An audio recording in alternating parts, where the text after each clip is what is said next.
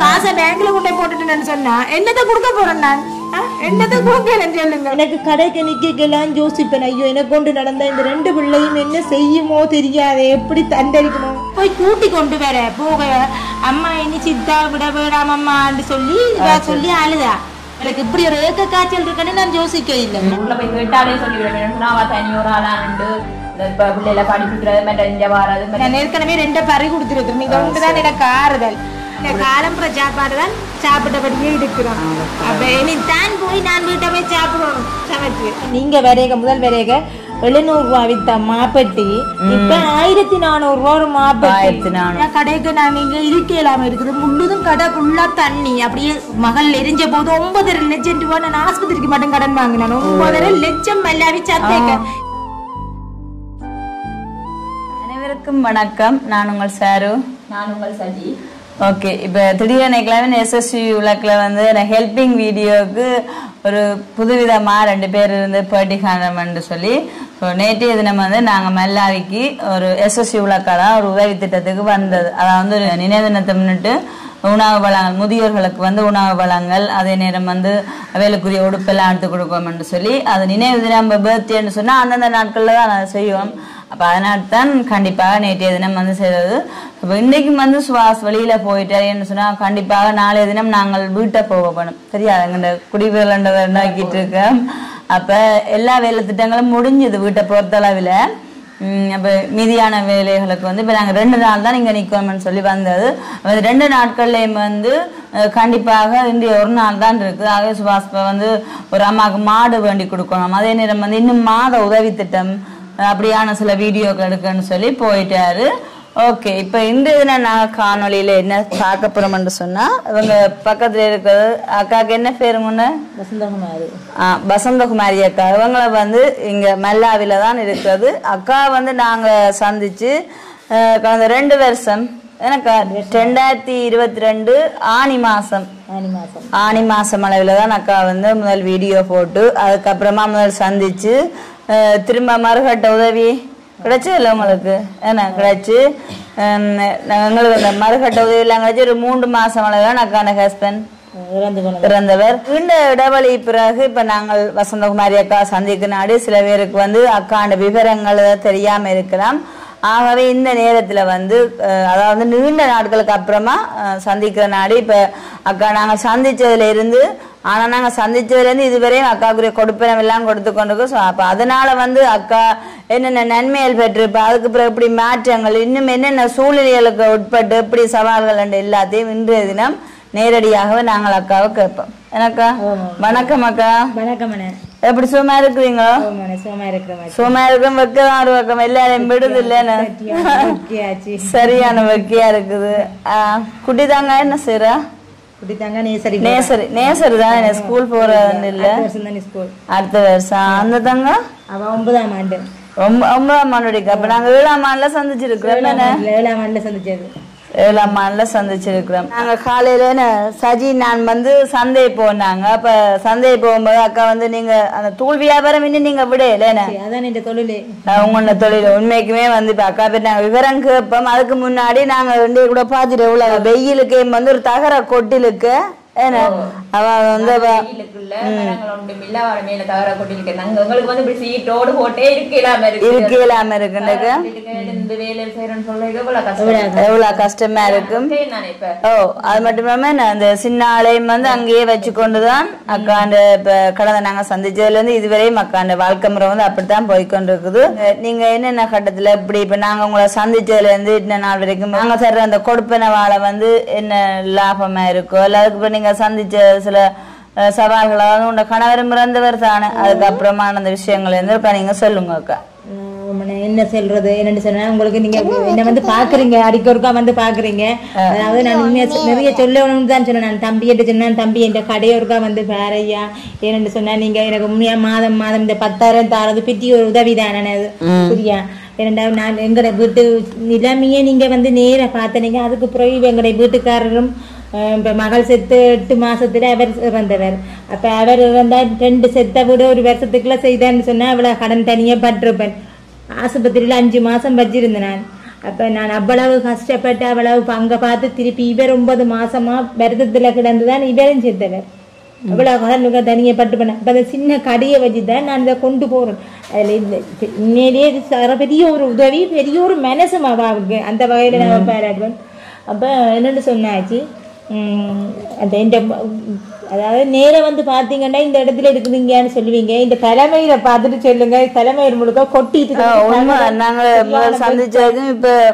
மழை வந்துட்டேன்னு சொன்னா கடைக்கு ஒழுகுது சரியான மட்டும். கடைக்கு இருக்கல பிள்ளைகளை கொண்டு அடுத்த கடைக்கு கொண்டு ஓடி போறது. சில வேலையல்ல அவங்க சொல்லுவாங்க பீரியட் வந்திருந்தா இந்த கடைக்கள் கொண்டு விடாதீங்க பிள்ளைகளை, என்னடா நாங்க யாரும் செய்யறோம்னு சொல்லி அப்படியான சந்தர்ப்பத்தில் சரியா கவலைப்படுவேன். யாருக்கும் சொல்லிடுவேன், நானே சிரிச்சு கொண்டு சந்தோஷமாகவும் இருக்கணும். அப்ப அப்படி ஒரு நிலைமையில நான் இந்த கடையை வந்து பார்த்தீங்கன்னு சொன்னா சரியான தம்பி வந்து ஒவ்வொரு முறையும் பார்க்கிறவர் சின்ன தகரங் தானே மரங்களில் செடிகளில் பிள்ளைகளை கொண்டு இன்றைக்கெல்லாம் பிள்ளைய கொண்டு வந்து வச்சிருக்கேன். எனக்கு சரியா கவலையா இருக்குது. என்னன்னா இந்த கடைக்கு கொண்டு வந்து இப்ப பிள்ளைகளை வச்சிருக்கேன். தூள் வைக்க தூள் கடை தூள் வைக்க எங்களுக்கே இருக்கலாம் இருக்கு. குழந்தைகள் என்ன செய்யும்? அப்ப அப்படி என்ன செய்யறது? அதுதான் தொழில். அதை விட்டா வேற தொழில். அப்ப அதால என்ன சொன்னா கூலி வேலைக்கு போனா எனக்கு பிள்ளைகளை தீராக்கி சரி கொண்டு போகணும், ஸ்கூல் போகணும். அப்ப கஷ்டம் தானே டியூஷன் கொண்டு போக. அப்படி அதால எனக்கு அந்த தொழில் தான் எனக்கு.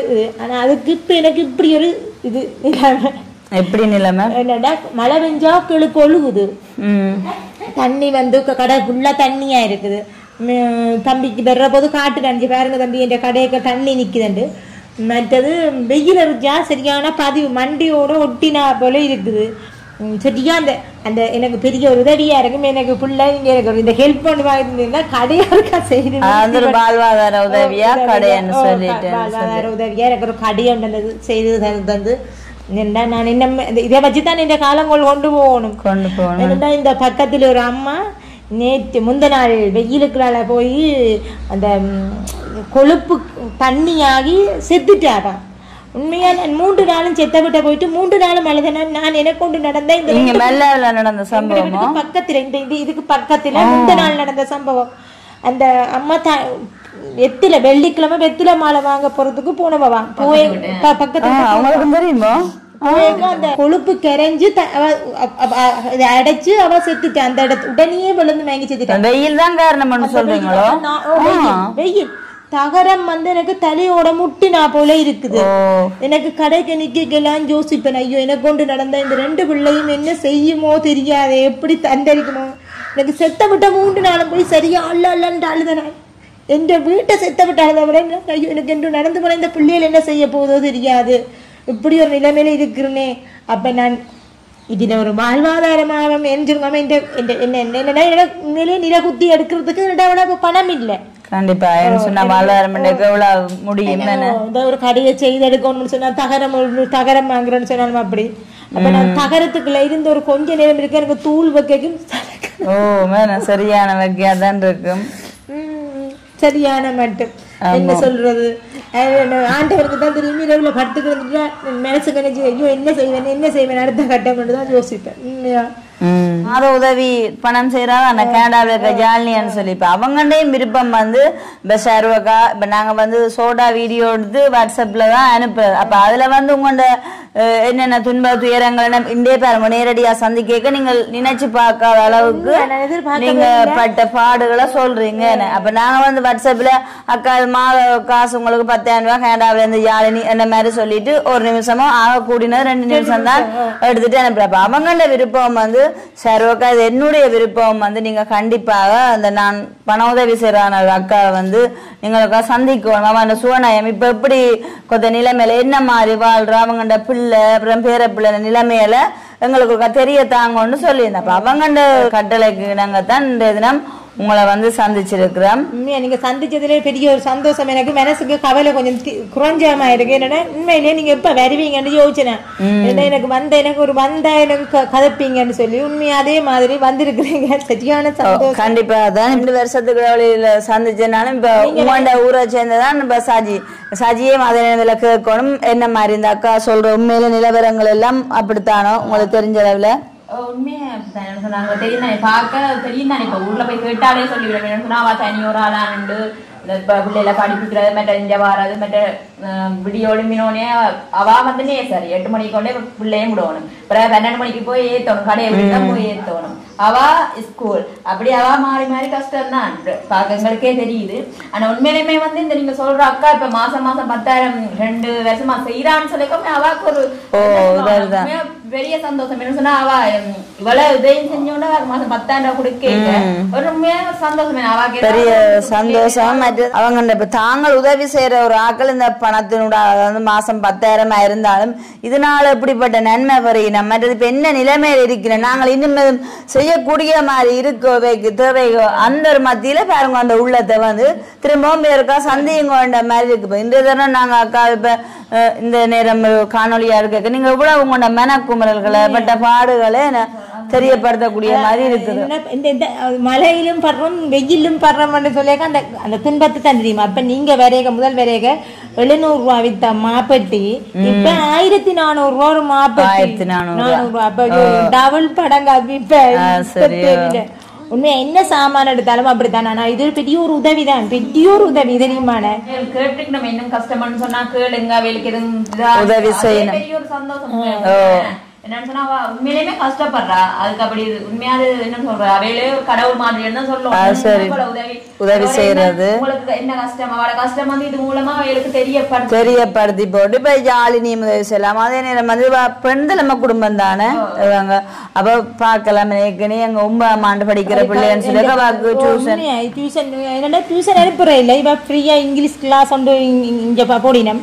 ஒரு மேக்ஸ் கிளாஸுக்கும் இங்கிலீஷ் கிளாஸ் ஃப்ரீயா அப்படின்னு மேக்ஸ் கிளாஸுக்கும் 10 கிளாஸ் 1,000 ரூபா 1,000 ரூபா கொண்டு போனா தான் உள்ளுக்கு எடுப்பேன். கஷ்டங்கள் தெரிய போறது 10 நாளைக்கு ஒருக்கா அந்த ஃபீஸ் காசு கொடுத்தே ஆகணும். மேக்ஸ் கிளாஸ் மட்டும்தான் போடுறோம். இந்த முறை மாகாண மட்டம் கொஞ்சம் மார்க்ஸ் குறைவு. என்ன செய்ய நான் பிள்ளைக்கு அடிச்சு என்ன செய்ய நீங்க கேட்டிருக்கு தானே பிள்ளை உங்கள்ட்ட டியூஷன் கிளாஸ்களுக்குன்னு சொல்லி. அப்ப என்னால 7மான அளவு தான் செய்யலும். எனக்கு 7ஆவது அளவுக்கு எனக்கு செய்யலாது. இந்த அளவு தான் என்னால செய்யலும். சாப்பாடு கொடுக்கலும். அது சரி. இதை விட நான் செய்யணும்னு சொன்னா எனக்கு களவெடுக்க தெரியா போய் சொல்ல கஷ்டப்பட்டு உள்ளாச்சு. மாமூல் பக்கத்திலேயே வந்திருக்கு அஸ்மின் கிளாஸ்மேட் வந்து தாங்க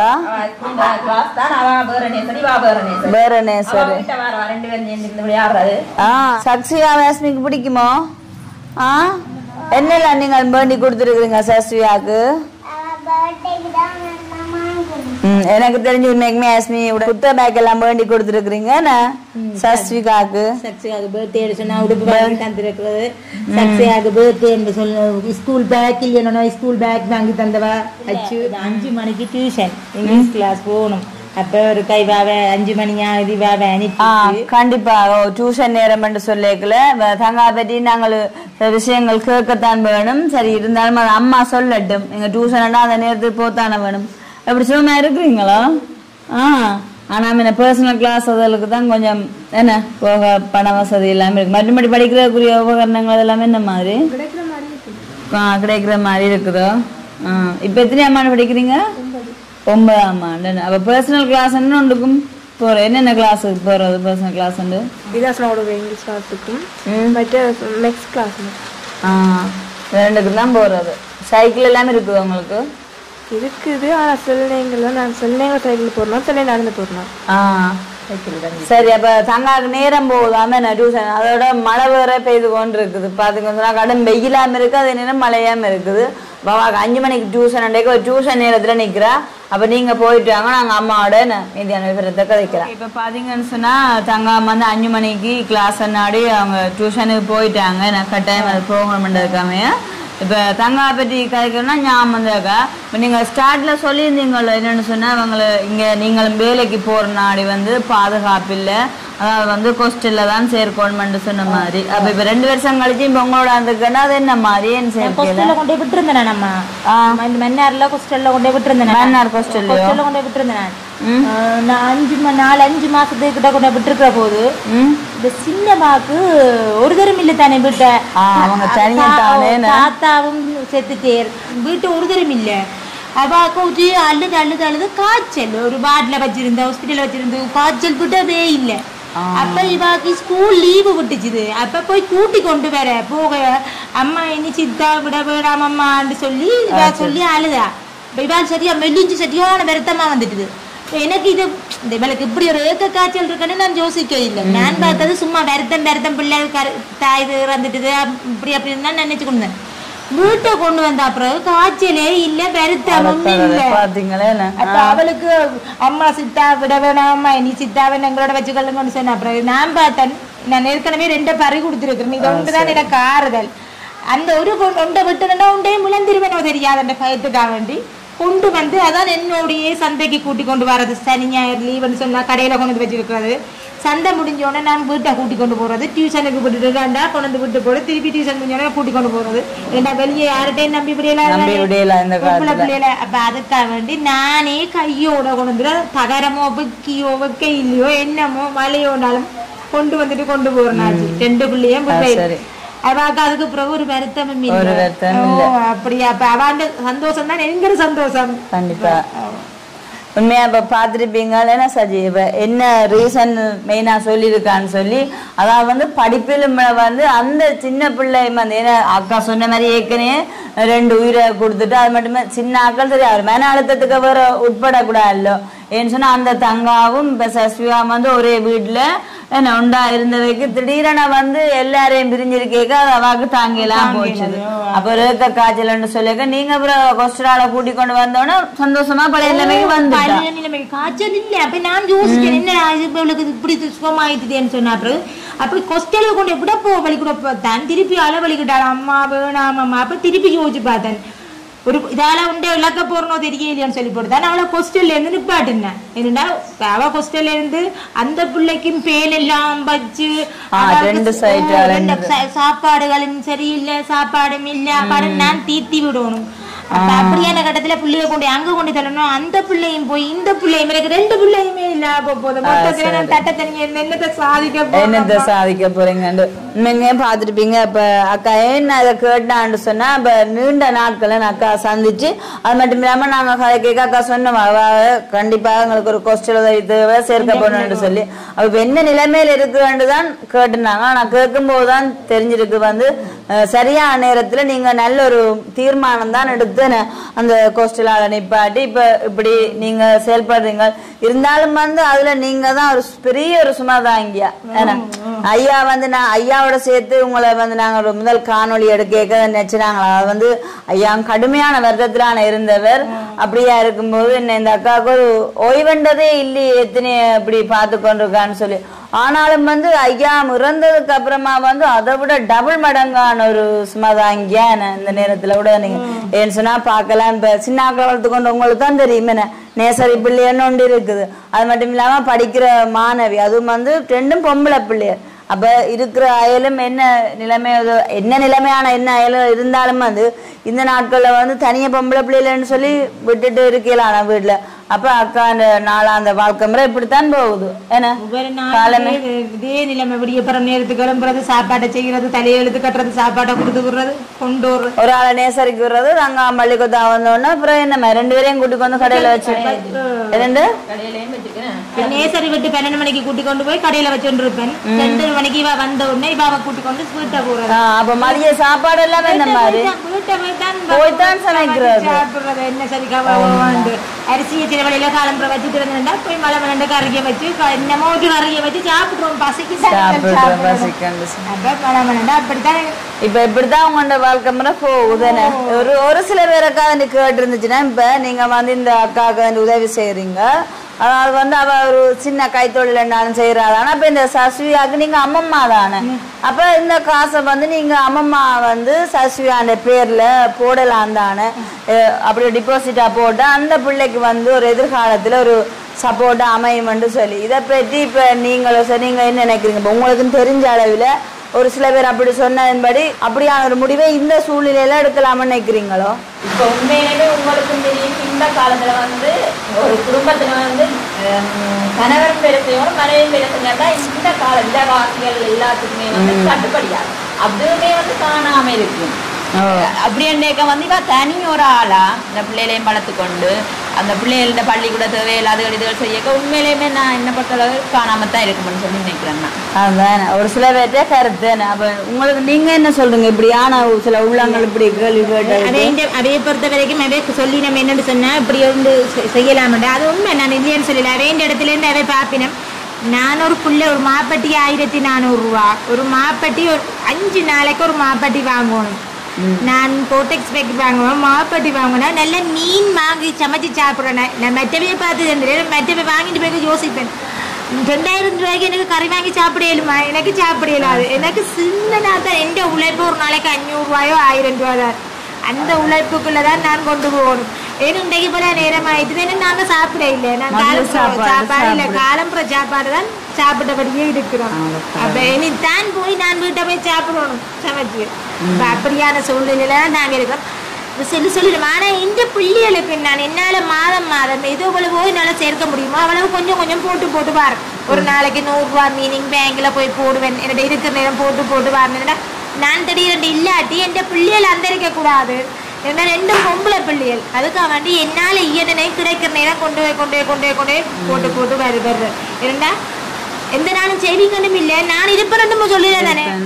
எந்த பிள்ளைக்கு என்ன செய்யணும்னு சொல்லி பெத்த தாய் எப்படி நான் கஷ்டப்பட்டு வளர்க்குறேன்னா நாளைக்கு அது பின்னுக்கு என்ன செய்யலாம், அதுகள் என்ன கஷ்டப்படக்கூடாதுன்னு யோசிப்பேன். அதே யோசிக்கிற அளவில் நான் யோசிக்காம இருப்பேனா?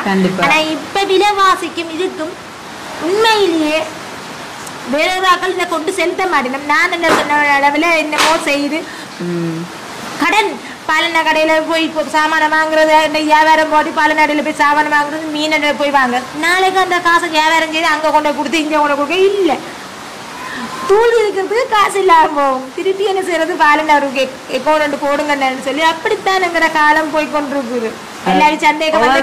கருத்து ஒவ்வொரு மாதிரி இருக்கும். ஆனா இப்ப நேரடியா இப்ப உங்களை வச்சு கேட்கலாம். அது என்ன மேனுபுல படிப்ப நீங்க அந்த உங்களோட பேர பிள்ளை கண்டு தர்ற காசை உண்மைக்குமே ஒரு ஆடம்பர செலவு, அதாவது உங்களோட வாழ்வாதார செய்யற தொழிலாள வந்து நிறைய லாபம் பெற்று இருக்கிறான்னு சொல்லிக்கு இது ஆடம்பரத்துக்கு தான் பயன்படுத்துறான்னு சொன்னா அப்படியான கருத்துக்கலாம். ஆனா அடிப்படையாவே வந்து இந்த பிள்ளைக்கு தான் பிள்ளைக்கும் உங்களோட குடும்ப செலவுக்கு தான் போகுது. என் பிள்ளை இப்ப 9ஆம் ஆண்டு படிக்கிறா. அவன் காதுல பித்தளத்தோடு தான் கொண்டு போறான். என்னன்னா வந்து தோடு துளைஞ்சிருது. இப்ப எனக்கு தோடு எடுத்து கொடுக்க வசதி இல்லை. பித்தளத்தோடு தான் கொண்டு போறான்.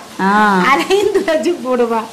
கருத்து போயிட்டு என்ன செய்வேன்? எனக்கு கவலை வச்சாக்கள் சொல்லி நம்ம என்ன குமார் பிள்ளை தானே வசந்தி என்ன வசந்தின்னு சொன்னேன். என்ன செய்யலுமே சரி விலைக்கு மண்ணும் கொண்டு தகுதிக்கு ஏற்பதான் நீங்கள் செய்யலாம்.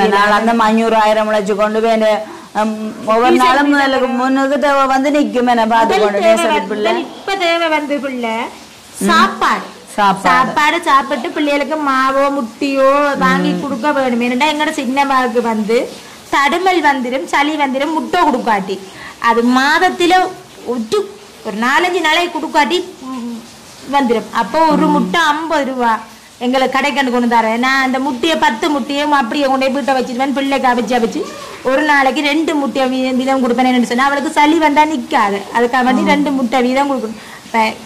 எங்கட சிலவை சொல்ல போனா நாங்க வேற என்ன உடுப்பு வாங்கணும் இல்லையா? பிள்ளைக்கு சாப்பாடு ஏன்னா இதுதான் முதல் சிவர் இருந்தா தான் சித்திரம் வரலாம். கண்டிப்பா பேங்க்ல காசை போட்டுட்டு நான் செத்து போன அப்புறம் பிள்ளைக்கு என்னத்தை கொடுக்கணும்? சாப்பாட்டை கொடுத்ததான் பிள்ளை வளர்ந்து வரும். அதோட அந்த நேரத்துல வந்து படிப்பு வந்தா அப்படித்தான் தேவையான நேரத்துல படிப்பையும் கொடுக்கலாம். பல வகையை கொடுக்கணும், பாலை கொடுக்கணும், முட்டையை கொடுத்தாதான் புள்ள வளரும். காசை பேங்க்ல கொண்டு போட்டுட்டுன்னு சொன்னா என்னத்தை கொடுக்க போறேன்? நான் என்னத்தை கொடுக்கலன்னு சொல்லுங்க. முக்கிய தேவை சாப்பாடு, வளர்ச்சி. இதுதான் முக்கியம். சரியான கதைதான் சொல்றீங்க. நாங்கள் அக்காவை முதல்ல சந்திச்ச போதும் திரும்பவே வந்து ஒரு குறிப்பிட்ட நாளைக்குள்ள சந்திக்கக்கூடிய மாதிரி இருந்தது. அவ்வளவு வந்து அக்கான்னு அந்த சூழ்நிலைக்கு ஏற்ற மாதிரி நல்ல கதைக்க தெரிஞ்சிருக்கேன். நான் அண்டண்டாடோ அது சந்தையில இருந்து பார்த்து கொண்டிருக்கேன். எல்லாரும் வந்து வேக்கா சாமான் வாங்கி வைக்க யோசிப்பேன். கடவுளே எல்லாரும் நினைச்சது வாங்கி முதல் என்னால இயன்றது இந்த பிள்ளைகளுக்குமே அந்த அக்கா என்ன திறந்த மனதோட எல்லாமே இதுதான் நிலைமை என்று சொல்லி என்ன அப்படி என்று சொல்றா. இப்ப அக்கா இப்ப உங்களுக்கு இப்ப ஒரு வாழ்வாதார உதவி என்று சொல்லி இப்ப நீங்க ஒரு சிறிய கைத்தொழிலா சிறிய ஒரு கடை தான் நன்றி போட்டு அதில் ஜீவிக்கிறீங்க. அதை இன்னும் கொஞ்சம் டெவலப் ஆக்கிதுன்னா என்ன நடவடிக்கை உங்களுக்கு என்ன நடவடிக்கைகள் எடுக்கலாம்? உங்களோட அதாவது வாழ்வை வளப்படுத்தி உங்களோட நாள் அந்த வருமானத்தை கூட்டி உங்களை கொஞ்சம் சுமூகமான முறையில நீங்க ஜீவிக்கக்கூடிய வேண்டா உங்களுக்கு என்ன நடவடிக்கை எடுக்கலாம்? இந்த கடையை வந்து கொஞ்சம் பெருப்பிச்சு என்னெல்லாம் இந்த கடை சின்ன மெல்லிய தகர கடை தான் போட்டிருக்கிறேன். சரி, நீங்க வந்து பாருங்க. அதால வெட்டி நான் இந்த மனுஷன் வருத்தமா இருக்கேன். நான் டெய்லி ஒரு 100 200 500 போட்டு 35,000 ரூபாய் போட்டு வெட்டி எடுத்துட்டு போயிட்டாங்க. தகரத்தை வெட்டி அம்மா அதுவும் நடந்தது உங்களுக்கு சம்பவம்? தகரத்தை வெட்டி போலீஸ்ல என்டி போட்டு போலீஸ்ல கேஸ் போய் இருந்தது. சாமான் கொஞ்சம் எடுத்துட்டு போயிட்டாங்க. அப்ப இந்த கடை கொஞ்சம் மறுக்க இல்லை. எனக்கு கொஞ்சம் தகரத்தை எல்லாம் வாங்கி வடிவா கொஞ்சம் அடைச்சி தந்து கொஞ்சம் சாமானம் இதோட சேர்த்து நான் வச்சுக்கும் தூள் அதோட வேற சாமானம் கொஞ்சம் போட்டு தந்தீங்கன்னா வேற சாமான அரிசி அதெல்லாம் விற்கக்கூடிய மாதிரி இருக்குமோ உங்களுக்கு? அப்படியானதெல்லாம் வந்து இப்ப 500 ரூபாய் வருமானம் எடுக்கிற நீங்கள் ஒரு நாளைக்கு ஒரு 1500 பெறக்கூடிய மாதிரி இருக்கு. உங்கள்ட இந்த நாளாந்த தூளை தனியா வித்து இப்படி வேற வருமானத்துல தூள் வாங்குறவன் இன்றைக்கு காக்குல தூள் வாங்கி போனா நாளைக்கு வேற வேண்டாம். ஒரு 5 நாளைக்கு அந்த காக்குல தூளை வச்சோட கண்டிப்பா அந்த தூள் ஒரு நாளும் காக்குலவே போட மாட்டேன். 1 கிலோ மீனையும் சமைச்சு சாப்பிடுவேன். தூள் வந்து 1 கிலோ போட மாட்டேன். 100 கிராம் தூள் போடுவேன், 50 கிராம் தூள் போடுவேன். அப்ப அதை வாங்கிட்டு போனவே அடுத்த தரம் பெற மட்டும் நாங்க பாத்துக்கொண்டுதான் இருக்கணும். அப்ப நாங்க சாப்பிடாம இருக்கலுமா புள்ள? கண்டிப்பாக அதான். இப்ப உங்களுக்கு இப்ப உங்களோட வளப்படுத்துற வாழ்வாதார உதவின்னு சொன்னா என்னண்டு இப்ப உங்களோட கடைக்கு இப்ப தூள் தவிர்த்து இன்னும் வேற பொருட்கள் போட்டா கொஞ்சம் வருமானத்தை கூட்டக்கூடிய மாதிரி இருக்கு. இந்த புள்ளிகள் மழையில நனையாம இந்த கொஞ்சம் வெக்கையில கொஞ்சம் இருக்காம எனக்கு கொஞ்சம் அந்த உதவியை பிச்சு பெரும் பெரும் பெரும் உதவியா நினைக்கிறேன். கடையோ கடை மழை பெஞ்சா கடைக்கு நாங்க இங்க இருக்க இல்லாம இருக்குது. முழுதும் கடை ஃபுல்லா தண்ணி அப்படியே ஃபுல்லா தகரம் ஃபுல்லா ஓட்டு. நீங்க கடையை போய் பாக்குறீங்களா? கண்டிப்பா. ஓ இன்னைக்கு நாங்கள் இந்த அக்காவை இந்த நேரத்துல இப்படி ஒரு பேட்டியானு சொல்லி முதல்ல அதையும் பாத்துருக்கலாமே சொன்னா அப்பதான் அக்கா அதெல்லாம் சொந்தமா நீங்க இப்ப திருத்தி வாடகை கடையோ? அது இல்ல இல்ல இல்ல எங்க பிரதேச சபையால எங்களுக்கு தந்திருக்கு. பெண்தலைமை குடும்பத்துக்குன்னு சொல்லி தந்திருக்கு. அது சம்பந்தமா இப்ப விருத்தி செய்யணும்னா நீங்க தான் செய்ய நான் அந்த கடையை அடிச்சேன். நான் தான் அந்த துண்டு தந்த விடத்தை தந்தவன். நான் தான் அந்த தகரம் வாங்கி அந்த என்னோட இந்த காசுக்கு பேப்பர் தகரம் வாங்கி நான் தான் அடிச்சு இப்ப 9 வருஷத்துக்கு முந்தி நான் தான் கடை சம்பந்தமான ஒரு உதவியும் கிடைக்கல. இல்ல நான் அந்த கடைக்கு 9 வருஷத்துக்கு முதல் நான் தான் சந்தைக்குள்ள பிரதேச வேலை எனக்கு என்மேலே வந்திருக்கு தானே. அப்ப அந்த கடையை செய்து வர்றது. இப்ப எனக்கு அடிக்கொருக்கா எனக்கு மூளை இல்லாம போன காரணம் எனக்கு 1க்கு 2 பேரை இழப்ப சந்திச்சு நான் இப்படி நடந்தது. அல்லாட்டி நான் கொஞ்சம் ரோல் பண்ணி இப்ப நான் மகள் எரிஞ்ச போது 9.5 லட்சம் ரூபாய் நான் ஆஸ்பத்திரிக்கு மட்டும் கடன் வாங்கினேன். 9.5 லட்சம் மெல்லாவி சந்தைக்க. இப்பயும் என்னட்டு நான் லட்சக்கணக்கில் மெல்லாவி சந்தைக்க நான் கொடுக்கும் போது ஆனா என்னட்ட வந்து கேட்கிறேன் இல்ல. ஏன்னா நான் இது கேட்க 10 5 கொடுப்பேன் தெரியும். அப்படி அவைக்கு தெரிஞ்சும் என்னடா ஒரு தடவை ஆஸ்பத்திரிக்கு கொண்டு போய்க்க 4 நாளைக்கு இருக்கா கொண்டு போய்க்க 25,000 ரூபாய் வேணும் வாகனத்துக்கும் பம்பஸுக்கு.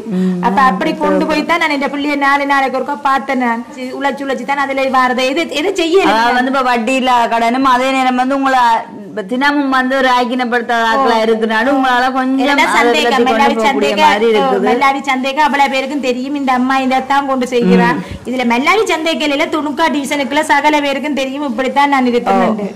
நான் பொய் சொல்லணும் இல்லை. யாரை கேட்டாலும் சொல்லுவாங்க இப்படித்தான் இவா இருக்கிறா இப்படித்தான் உங்களோட ஊருன்னு சொல்லி பாருங்க ஒரு சாட்சின்னு சொல்றா. அப்படி வந்து நாங்களும் உங்களுக்கு உதவி என்ன செய்யும்போது சொல்லி உண்மையிலே இந்த அக்கா வந்து சரியான ஒரு கஷ்டப்பட்ட நிலைமையில தான் இருக்கா. அதாவது உங்களோட ஊர்ல உள்ள ஒரு ஆக்கள் காட்டிதான் நாங்களும் வந்தது முதல்ல சரியான கஷ்டமான நிலைமையில இருக்கா போய் பாருங்கன்னு சொல்லிட்டு உண்மைக்குமே நீங்கள் ஒரு வெளிப்படையான மனசோட கதைக்கிற எல்லாமே எங்களுக்கும் விளங்குது.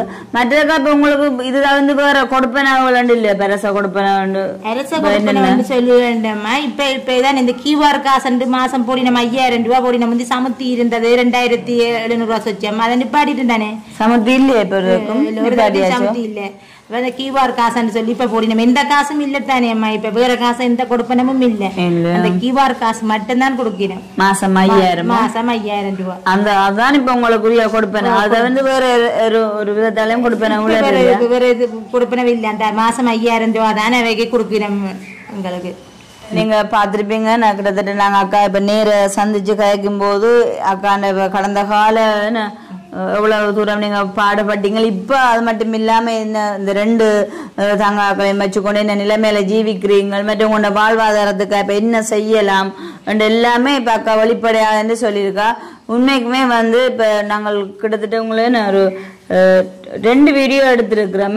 அதாவது யூடியூப்ல அப்படி 2 வீடியோ, அதை வந்து இது 3வது வீடியோ. அதை வந்து மாதாந்த உதவியெல்லாம் நாங்க எடுத்து உங்களுக்கு உதவி செய்யற வைக்கணும்னு சொல்லி வாட்ஸ்அப்ல அனுப்பி இருக்கிறோம். ஆகவே இவ்வளவு நீண்ட இடைவெளிக்கு பிறகு சந்திச்சாலும் பாருங்க இவ்வளவு ஒரு துன்பத்தின் மத்தியிலாம் இருக்கான்னு சொல்லி கண்டிப்பாக இந்த வீடியோ பாக்குற நீங்கள் வந்து இந்த அக்கா தன்னுடைய நிலைமையை சொல்லியிருக்கிறோம். அது மட்டும் இல்லாம நீங்கள் பார்த்திருக்கலாம் அவங்க மகள் பேரப்பிள்ளை இவங்களை வச்சு கொண்டுதான் அது மட்டும் இல்லாம வாழ்வாதார உதவியா அவங்க என்ன மாதிரி கடையில ஜீவிக்கிறான்றதையும் எல்லாமே சொல்லி இருக்கிறா. அதாவது வந்து இந்த அக்காவுக்கு உதவி செய்ய விரும்புற நீங்கள் வந்து பார்த்து கண்டிப்பா உதவி செய்யலாம். அதே நேரம் வந்து யாழினி உங்களுக்கு மாதாந்த உதவி செய்யறதான அந்த கனடாவில் இருக்க யாழினிக்கும் பாக்கத்தான் தெரியுமா அக்கா இந்த நிலைமையில இருக்கிறான்னு சொல்லிட்டு மிக மிக நன்றி உள்ள யாழினி. மாதம் இந்த பெரிய ஒரு உதவி அது அந்த மனசுக்கே உங்களுக்கு அது என்னுடைய வாழ்த்துக்கள் தொடர்ச்சியா. இது மட்டும் இல்ல இப்ப இந்த அதாவது வசந்தகுமாரி அக்காவுக்கு மட்டும் இல்லாம எங்கண்ட ஊர்ல இருக்கிறான ஒரு புனித அம்மாவுக்கும் அவ செய்யறான். அப்ப மாதம் சொன்னா அவ சரியா 10ஆம் தேதிக்குள்ள போட்டுருவா. காசு போட்டுட்டு தான் கூட வந்து அக்கா சோனியத்தை தான் கேட்டவா என்ன மாதிரி அக்கா சோமா இருக்கிறீங்களோ அப்படின்னு சொல்லி அவங்கன்னு சொல்லியிருந்தா சார் அக்கா அவங்க நிலைமையில எங்களுக்கு தெரியப்படுத்துங்கன்னு சொல்லி. இப்ப யாழினிய மாதிரி இன்னும் சில உள்ளவங்க உங்களை என்ன விசாரிக்கிறவையா இருக்கலாம் எங்கட போ நம்ம தெரிஞ்சுக்கிறதுக்காக இன்றைக்கு வந்து அவ எல்லாருக்கும் ஒரு அவைய கேள்விக்கு ஒரு என்ன சொல்றது பதில் கிடைச்ச ஒரு நாளா அமைஞ்சிருக்குது. சரியாக்கா இப்ப போன மாசம் வந்து நீங்க பாத்துருக்கலாம் என்னன்னு சொன்னா அக்கா திரும்பி நாங்க வீடு கட்டுறேன் தெரியல நீங்க போன் பாக்கல இப்ப பாக்குற உள்ளவங்களுக்கு தெரிஞ்சிருக்கும் சரியான பிஸியா வரப்ப அதனால அடுத்தான் இப்ப ஹெல்பிங் வீடியோவை இப்ப எல்லாமே பெண்டிங்ல விட்டுட்டார். அதாவது வந்து இந்த வீட்டு வேலையை முடிச்சு கொண்டுதான் இனி அடுத்த கட்ட நடவடிக்கை எடுப்போம். அப்ப அதனாலதான் அக்கா வந்து போன மாசம் சந்திக்கலாம் இல்லாட்ட மாதம் கிடைக்கிறது இல்ல உங்களுக்கு கண்டிப்பாக ஸ்டார்ட்லயே வந்துருவாரு. ஆனாலும் வந்து அக்கா உண்மைக்குமே எங்களுக்கு வந்து போன்ல எந்த விதமான ஒரு ஐக்கியம் கொடுத்தோ அப்படி எதுவுமே இல்லை. ஏன்னா அந்த நம்பிக்கையில இருந்திருக்கிறா தம்பி வந்து சந்திப்பார் தருவாருன்ற மாதிரி. நாங்கள் தான் அக்கா நிலைமை அறிஞ்சிட்டு போன மாசம் கொடுக்கல அதே நேரம் இந்த மாசம் வந்து இப்ப இன்றைய தினம் கூட 2 மாச கொடுப்பேன் அக்கா உங்கள்ட்ட கொண்டு வந்திருக்கிறேன். இதுல பாருங்க இவ்வளவு இருக்கு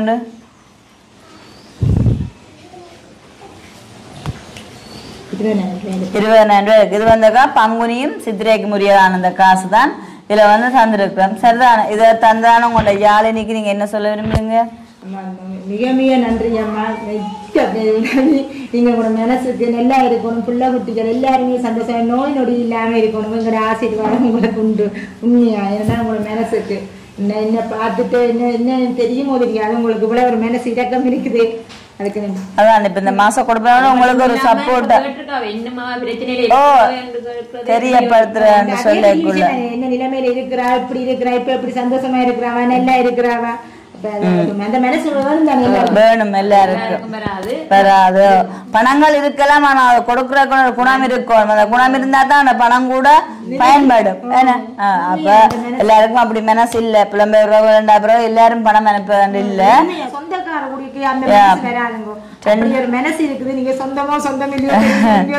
2 வருஷ காலமா அக்காவோடைய பயணிச்சு கொண்டு வாரா வேணும். அது ஒரு பெரிய விஷயம். ஓகே இந்த நேரத்துல வந்து நானும் யாழினிக்கு மனதார நன்றியை சொல்லிக்கொண்டேன் சொன்னா வசந்தகுமாரி அக்காவுக்கு மட்டும் இல்லாம எங்கண்ட ஊர்ல உள்ளதான புனித அம்மாவுக்கும் அவாவுக்கும் வந்து உண்மையை அது உதவி செய்யறது பெரிய ஒரு விஷயம். 70 வயசு அம்மா வீட்டு வேலையை தான் போறவா. இப்ப இந்த பணம் கிடைக்கிறனாலே அவ ஒரு இழைப்பாறுதல் தானே. ஆகவே வேலைக்கே போறையில கொஞ்சம் இன்ட்ரெஸ்ட்ல இருக்கிறா. பாருங்க இப்படியானவர்களுக்கு தான் அந்த பணம் போய் சேருதுன்னு சொல்லி நல்ல விஷயம். இந்த வீடியோ நாங்க முடிச்சு கொள்ள போறோம். இந்த வசந்தகுமாரி அக்கா வந்து எதிர்பார்த்து கொண்டிருக்க எத்தனையோ உள்ளங்கள் எதிர்பார்த்திருக்கலாம். அத்தனை பேருக்கு வந்து இன்றைய காணொளி வந்து நல்ல ஒரு பதிலை தரக்கூடிய மாதிரி இருக்குது. அக்கா வேற சொல்லியிருந்தா வாழ்வாதாரத்துக்கு வந்து என்ன மாதிரி உதவி திட்டங்களை செஞ்சா தன்னுடைய வாழ்வு வளம் பெறும் ஜீவியத்தை வந்து வருமானத்தை கூட்டக்கூடிய மாதிரி இருக்குமென்னு சொல்லி. ஆகவே இந்த வீடியோ பார்க்குற நல்ல உள்ளங்கள் உண்மைக்குமே அந்த உதவியை செய்தீங்கன்னு சொன்னா பெரிய ஒரு என்ன நன்மையாகவும் இருக்கும். அதே நேரம் அவங்களோட வாழ்வும் வளப்படும் சொல்லிக்கொண்டு இந்த வீடியோவை முடிச்சு கொள்ள போறோம். இந்த வீடியோ பற்றிய கருத்துக்களை மறக்காம கமெண்ட்ஸ் பண்ணுங்க. SSV Vlog சேனலுக்கு முதல் சப்ஸ்கிரைப் பண்ணிட்டு பாருங்க. அதுவரை உங்களிடமிருந்து விடைபெறும் நான் உங்கள் சாரு. நான் உங்கள் பாய்.